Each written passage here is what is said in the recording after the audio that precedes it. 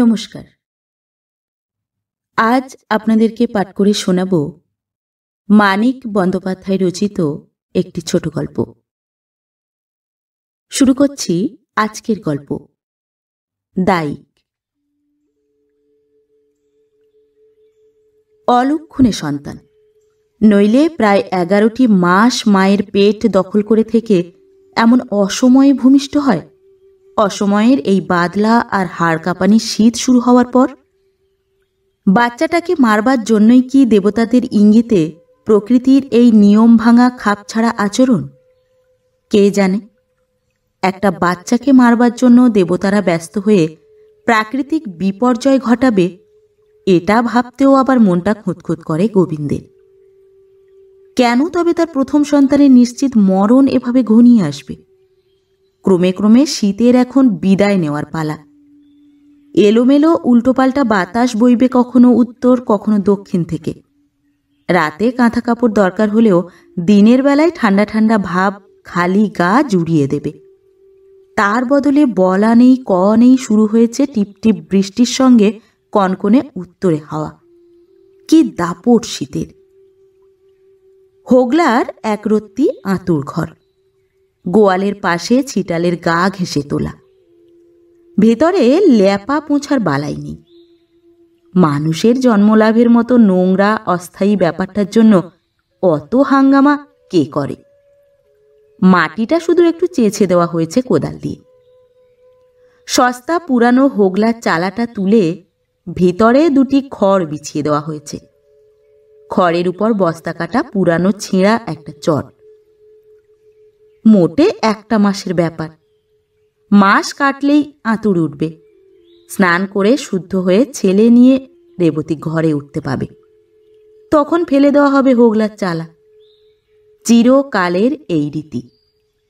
তার বাপদাদারও এমনই চালার ঘরে জন্মেছে। তার নিজের বেলায়ও অন্য কোনো ব্যবস্থা হয়নি। অনেক পুরুষ ধরে অনেকে যেমন জন্মেছে, তেমনি অনেকে অবশ্য মরেও গেছে এই আঁতুড়ে। তা তো মরবেই। জন্ম আর মৃত্যু নিয়ে সংসার, শুধু জন্ম নিয়ে তো নয়। বাচ্চাটা বাঁচবে আশা করতে ভরসা হয় না। রেবতীও বাঁচবে কিনা সন্দেহ। বাদলা ধরার বা শীত কমার কোনো লক্ষণ দেখা যাচ্ছে না। বেড়ার চারিদিকে মাটির আল তুলে দিয়ে গোবিন্দ ভিতরে জল গড়িয়ে যাওয়া ঠেকিয়েছে, কিন্তু হোগলার ফাঁক দিয়ে জলের ছাঁট যাওয়া বন্ধ করা যায়নি। দাওয়ায় বসে গোবিন্দ আকাশ পাতাল ভাবে। রেবতীর ক্ষীণ কণ্ঠ কানে এলেও কিছুক্ষণ সাড়া দেয় না। তারপর ধীরে ধীরে উঠে মানপাতাটা তুলে মাথায় দিয়ে আঁতুড়ের কাছে যায়। আঁতুড়ের হোগলার উপরে চাপাবার জন্যই সে কয়েকটা মানপাতা কেটে এনেছিল। রেবতী শীতে কাঁপছিল, কিন্তু কথা বলতে গিয়ে গলা তার কেঁপে যায়। ভয়েই বলে, সেঁক তো দিলাম, আওয়াজ দিচ্ছে না যে, আর একটু আগুন করে দাও না। দিচ্ছি। সে একদৃষ্টে খানিকক্ষণ দুদিনের বাচ্চাটার দিকে চেয়ে থাকে। শরীরটা কাঁথায় ঢাকা, মুখটা শুধু দেখা যায়। শ্যামবর্ণ শিশুর মুখের চামড়াটা যেন খানিকটা নীল হয়ে কালচে মেরে গেছে মনে হয়। রেবতী ক্ষীণ গলায় আবার বলে, থেকে থেকে কাঁপছে, হাত পাগুলো অবশ লাগছে। গোবিন্দ নীরবে শোনে। দাওয়ায় ফিরে যাওয়ার উপক্রম করতেই রসুই ঘর থেকে মা ডেকে বলে, আবার ভেতরে ঢুকলি কেন রে? যা ডুব দিয়ে আয় পুকুর থেকে। তুমি একটু আগুন করে দাও দেখি।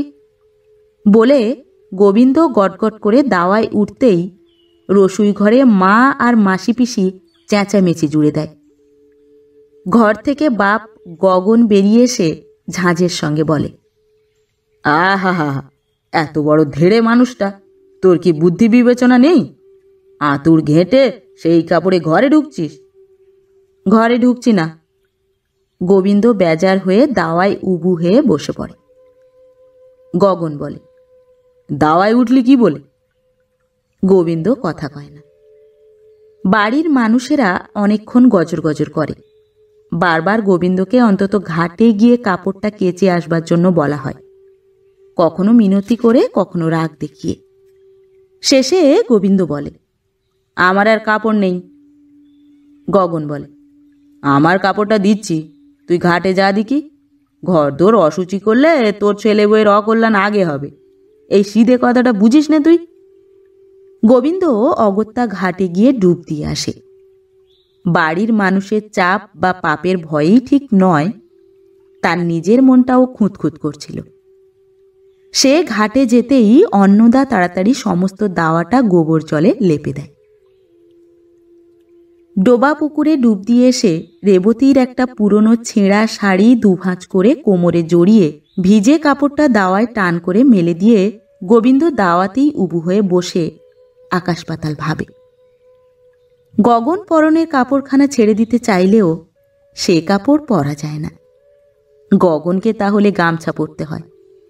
গায়ে একটা কুর্তা আছে বটে, কিন্তু এই ঠান্ডায় আধ ভেজা গামছা পরে থাকলে বুড়ো গগনকে নির্ঘাত বিছানা নিতে হবে, এবং সম্ভবত বিছানা থেকেই তাকে চালান করতে হবে শ্মশানে। ছেঁড়া শাড়িটা দিয়ে বাচ্চাটাকে আর একটু ঢেকে দেওয়ার কথা ভাবছিল। এখন বাধ্য হয়ে নিজের কোমরেই সেটা জড়াতে হয়। বাড়ির চারিদিকে এককালে বেড়া ছিল, বছরখানেক হলো ভেঙে পড়েছে। গগনের মেটে পথ থেকে ঘরের দাওয়ায় বসা মানুষেরও বুক পর্যন্ত নজরে পড়ে। জলে কাদায় পিছল পথে জুতা হাতে নিয়ে আঙুল টিপে টিপে চলতে চলতে নরেন দাঁড়িয়ে প্রশ্ন করে, খবর কি গোবিন্দ? গোবিন্দ উঠে গিয়ে বলে, আর খবর খবর আমার 14 পুরুষের পিণ্ডি। অল্পক্ষণের জন্য বৃষ্টিটা একটু ধরেছিল। ভাঙা ছাতিটা ছিল নরেনের বগলে। তবে বৃষ্টি একেবারে বন্ধ হবে সে আশা নেই। আকাশ দেখেই টের পাওয়া যায় খানিক বাদে আবার নামবে। হোগলার চালাটার দিকে চেয়ে নরেন জিজ্ঞাসা করে, কেমন আছে? এখনো টিকে আছে। বাচ্চাটা বোধহয় ও বেলায় যাবে। ওর মাটার হয়তো বা আরো 2-4 দিন লাগতে পারে। নরেন গম্ভীর হয়ে বলে, তবু হাত পা গুটিয়ে দাওয়ায় বসে আছো? মানুষ খুন করলে পাপ হয়, জানো না? ঘরে নিলে যদি পাপ হয় সেটা অনেক ছোট পাপ। গোবিন্দ ঝাঁঝের সঙ্গে বলে, হ্যাঁ, পাপের কথা ভাবছে কে? মন নয় একটু খুঁতখুত করবে। 7 পুরুষের নিয়ম ভাঙা হলো, সেজন্য আটকে আছে নাকি? ঘরে নিলে বাড়ির সবাই হাউমাউ করে উঠবে না? করুক হাউমাউ, তোমার ছেলে বউ তো বাঁচবে। গোবিন্দ করুণভাবে একটু হাসবার চেষ্টা করে। রোজ আপিস যাচ্ছ, মাস কাবারে বেতন গুনছ, বেকারের দশা কি বুঝবে? ঘর বাড়ি বুড়ো বাপের, বাপের ঘাড়ে খাই। সোজা বলবে, ম্লেচ্ছ অনাচারী পাষণ্ড, বেরো আমার বাড়ি থেকে, দূর হয়ে যা। নরেন সঙ্গে সঙ্গে বলে, বলুক না, পরে নয় বেরিয়েই যাবে। আজ তো ওদের বাঁচাও। গায়ের জোরে তো ওরা পারবে না তোমার সঙ্গে। গায়ের জোরে ঘরে নিয়ে যাও। কয়লা কাঠ না থাকে ঘরের খুঁটি ভেঙে আগুন করে সেঁক দাও। এটুকু যদি না করো আমি তোমাকে খুনি বলবো, বলে বেড়াবো তুমিই নিজের ছেলে বউকে খুন করেছ। নরেন আর দাঁড়ায় না। 8টার গাড়ি ধরতে না পারলে অফিসে লেট হয়ে যাবে। সেটা কম বিপদের কথা নয়, তবু আরও কিছুক্ষণ দাঁড়ালে যদি কিছু লাভ থাকতো তবে না হয় আজ লেটই করত। গোবিন্দকে তো সে জানে। বাড়ির লোক হাউমাউ করবে এটা বাজে অজুহাত।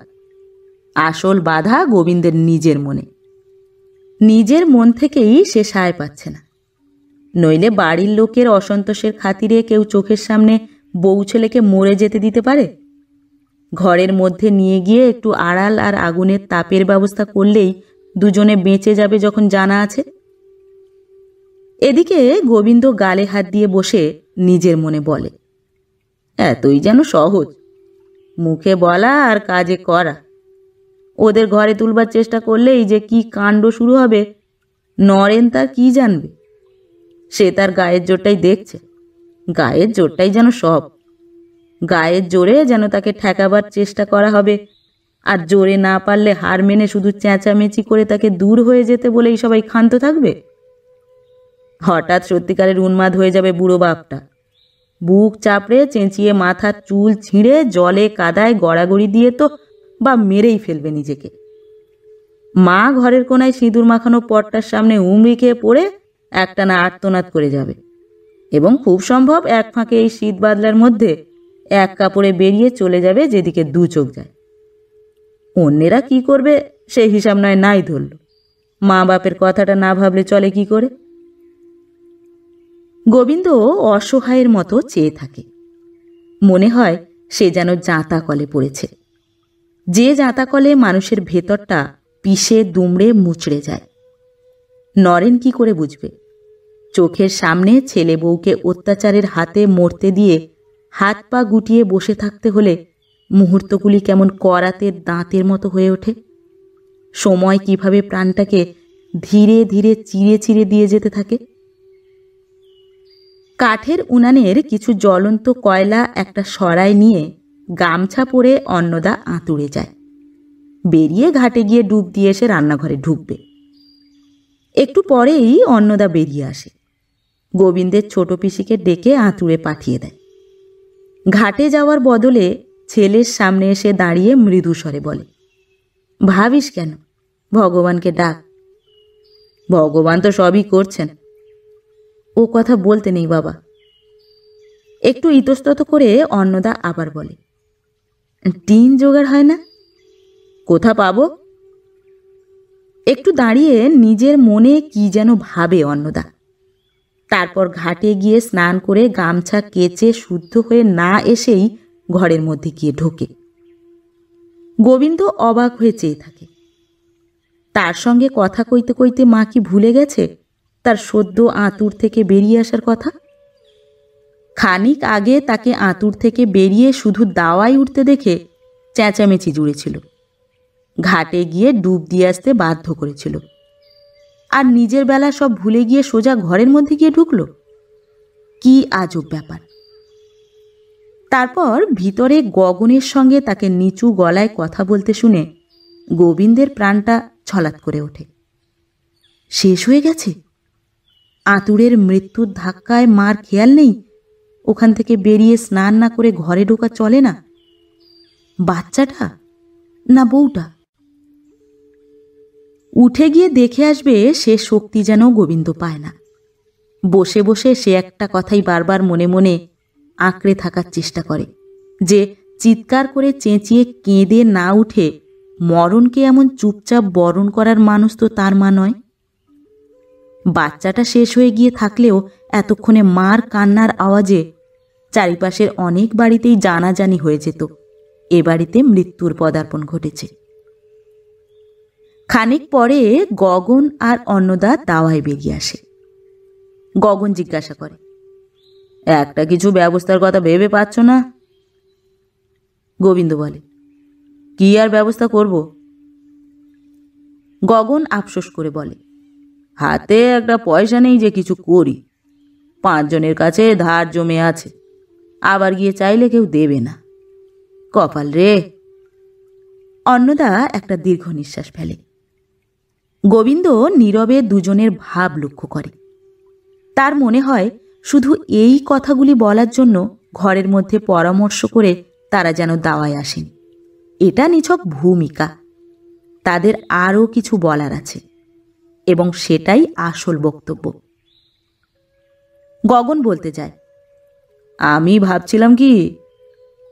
অন্নদা তাড়াতাড়ি যোগ দেয়, মাথা ঠান্ডা করে শুনিস বাবা কথাটা, একটু বিবেচনা করে দেখিস।